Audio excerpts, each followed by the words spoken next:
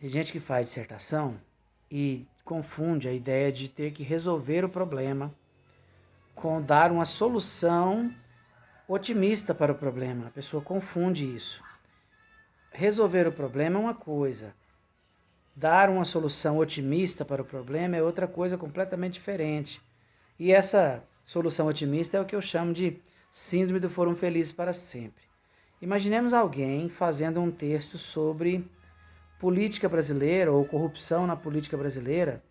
Aí ele escreve lá 20 e tantas linhas falando que a política tem um problema grave, sério, que é crucial para a crise do país, que é a questão da corrupção.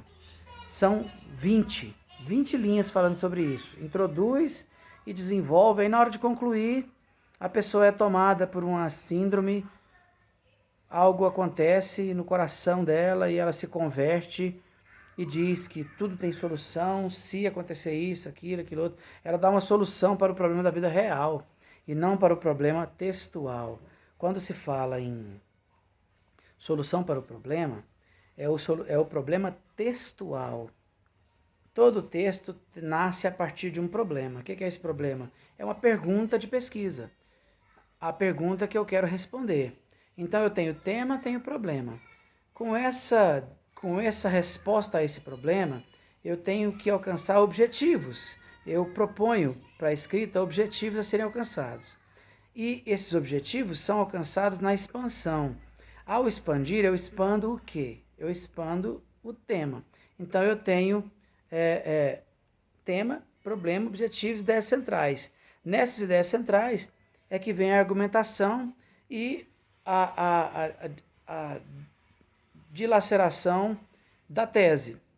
Tem gente que coloca a tese pontual, mas tem gente que consegue fazendo argumento após argumento, ideia após ideia, vai fazendo a defesa da tese. Ela vai ganhando corpo até que ela chega ao final encorpada. É difícil você rebater uma tese muito bem distribuída e muito bem defendida. Imagine só o advogado que vai defender a sua, digamos, seu cliente ou sua cliente, e ele só tem uma única ideia para usar como defesa. É complicado, ele vai perder facilmente para o outro lado do debate, que pode ter muito mais ideias para refutar aquela única ideia que ele tem, que seria apenas a tese, né? E ela não está espalhada, então você não tem um reforço da sua posição. E esse advogado com certeza não é um bom advogado, se é que existe bom advogado. Brincadeira. O que ocorre então?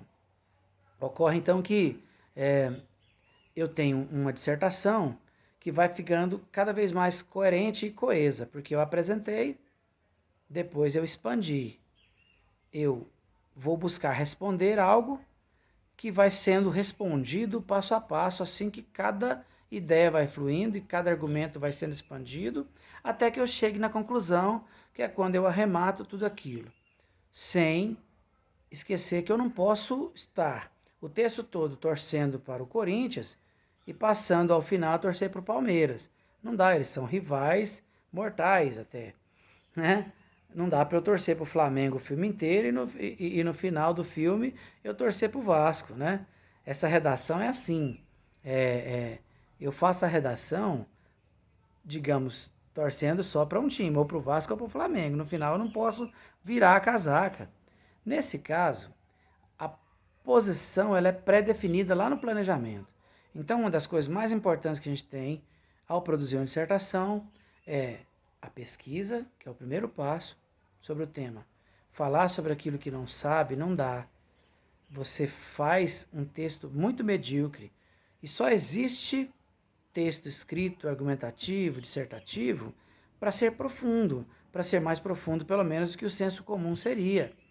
Então, por isso a pesquisa. E essa pesquisa ela deve ser minuciosa, anotada mesmo. Uma pesquisa em que você busca e vai anotando os dados mais importantes, as informações mais relevantes para dentro do tema, para quando você for escrever, o seu filtro está bem, digamos, bem costurado. Você conseguir filtrar bem aquilo que se pretende discutir ali naquele tema. E aí toma-se a posição. Vou ser mais ofensivo? Vou ser mais elogiativo? você mais crítico, você mais ponderado, isso tudo se toma posição logo no começo. Lá no planejamento. Lá no planejamento eu escolho também o melhor tópico frasal. Lá no planejamento eu escolho quais serão as minhas principais ideias, que serão cada uma delas transformadas em um parágrafo. E aí tem a ideia de dizer que é o seguinte: o texto não pode ser tão longo, né? Em geral, nos concursos, no Enem, é 30 linhas. Então, você não tem como fazer um texto muito longo. O ideal, o certo, é escolher, então, menos ideias centrais, porque aí eu tenho menos parágrafos. Então, se eu tenho 2 ideias centrais, eu tenho 2 parágrafos.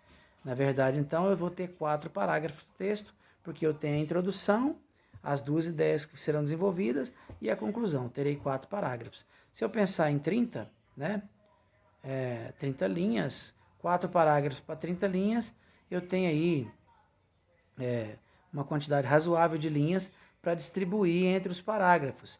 Agora, se eu escolho 3 ideias centrais, eu já tenho 3 parágrafos de desenvolvimento. E aí eu tenho uma introdução, mais 3, mais um que é a conclusão. Então eu já vou ter aí 5 parágrafos no texto. O parágrafo já seca mais, porque eu vou ter que ter no máximo 30 linhas. Isso é delimitado, né? Quanto mais eu sou didático nessa escolha, melhor sai meu texto. Curiosamente, quando eu escolho mais ideias centrais, é porque eu posso, inclusive, não conhecer tanto sobre o texto. Porque quase todo mundo consegue fazer 5 linhas, 6 linhas sobre uma ideia central. Agora, não é todo mundo que consegue escrever 10 linhas sobre uma ideia central. Então, se eu escolho mais ideias, eu tenho ideias mais, como é que eu vou dizer, mais facilmente tratadas, com menos linhas. Agora, quanto menos ideias eu tenho para expor, maior é esse parágrafo. Então, o que se diz? Nunca só uma ideia central e nunca mais do que 3, porque senão você começa a esticar demais. Bem, isso eu estou falando, gente, desses textos na modalidade aí de Enem, na modalidade dos concursos que se cobra por aí.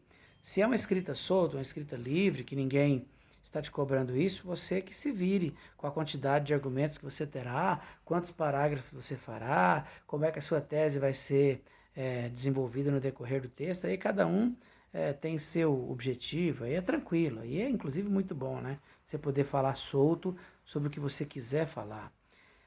Lá no experimento foi muito legal, porque o experimento didático correu, nós mostramos passo a passo cada planejamento, cada parte do texto, depois fizemos o rascunho, lemos o rascunho e fizemos a reescrita do texto para corrigir as incoerências, a falta de coesão às vezes, né? A coerência é a conexão das ideias e a coesão é a conexão na estrutura, né?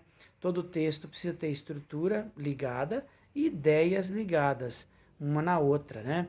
Então eu tenho um tema bem desenvolvido, coerentemente, mas também bem desenvolvido porque a estrutura dele, um parágrafo está ligado no outro, esse parágrafo dentro dele, as frases têm ligação uma com a outra, porque aí eu consigo controlar a leitura ali e também a minha exposição da ideia, né? Eu controlo a ideia, por isso eu controlo a leitura, correto? Isso é o que o bom escritor faz, ele vai fazendo um texto organizado do ponto de vista da estrutura, para que a ideia, que é a coerência, né, então ele faz um texto coeso para que a coerência fique bem apresentada. E quando chegar ao final, o texto não se apresenta contraditório, ou mesmo vazio, ou mesmo superficial, né? Porque um texto bem argumentado não tem como alguém dizer que é superficial. Pode até não concordar, pode até não gostar do que foi lido, mas não dá para dizer que foi superficial, que foi raso, porque o texto foi bem evoluído, né? Foi bem desenvolvido. Lá, depois que os alunos fizeram esse rascunho e fizemos a reescrita, nós pegamos o texto primeiro que foi feito e comparamos com o texto segundo que foi feito. A carinha deles é que foi demais, porque eles ficaram espantados em ver o quanto eles cresceram em poucas semanas, em pouco tempo de aula sobre um tema. Como é que foi, como é que eles evoluíram, como que eles cresceram ao fazer um texto. Aqueles textos assim que falava quase que nada assim do ponto de vista de profundidade, foi ganhando profundidade por causa da pesquisa. O texto que estava meio confuso foi ficando claro por causa da aula sobre a organização das ideias. Então eles aprenderam como fazer uma dissertação argumentativa nesse experimento e deu-me base para fazer a minha dissertação de mestrado e foi muito sucesso, sim, foi muito legal fazer esse trabalho, né?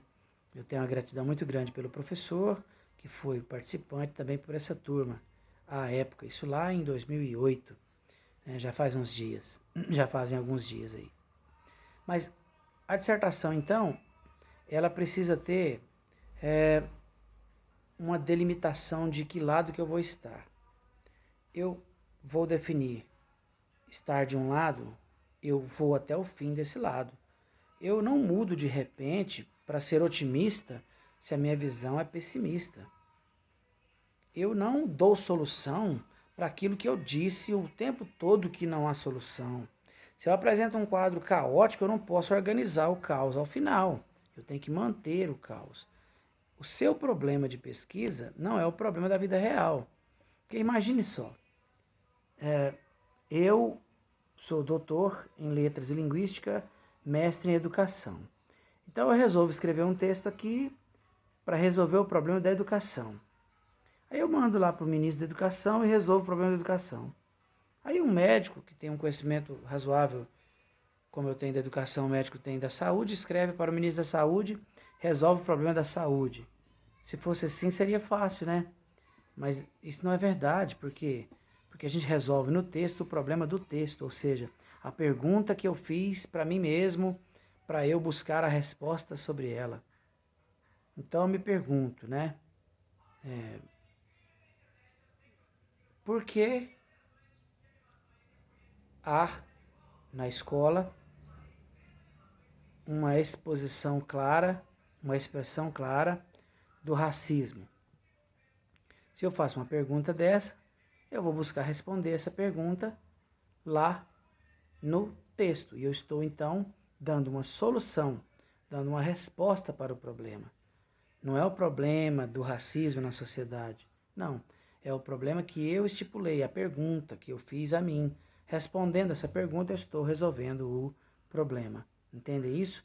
Isso é a solução para o problema que se fala e que às vezes não se expõe com tanta clareza nas aulas que nós tivemos. Eu, por exemplo, no ensino médio, não aprendi a fazer isso.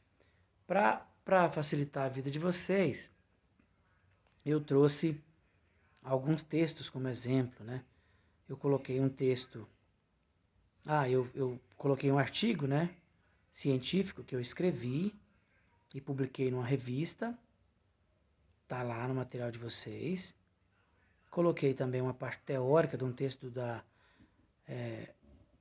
Margarida de Andrade, que está lá também para vocês, sobre teoria, né, explicando a teoria. E coloquei um texto do Arnaldo Jabor, de 2001, se eu não me engano, 2002, em que ele publica no jornal O Globo um artigo de opinião falando sobre a violência. Aí ele diz que a violência virou um problema do Estado Maior. E ele defende uma tese lá muito interessante. É bem legal o jeito que ele defende a tese. E você vai perceber a diferença do artigo de opinião, que é um gênero textual mais solto, para um outro texto que eu fiz, que é um texto didático, autodidático inclusive. O texto explica por si só e ensina por si só como fazer uma dissertação argumentativa. O título do texto é Um Novo Paradigma, que eu também escrevi. Então eu escrevi o artigo, publiquei e coloquei lá para vocês esse artigo e coloquei esse pequeno texto. Esse texto eu não publiquei, eu só publicaria no caso de uma obra didática. É um texto que eu fiz para ensinar como se faz. O estudante, o leitor mais atento, aprende a fazer redação lendo ele.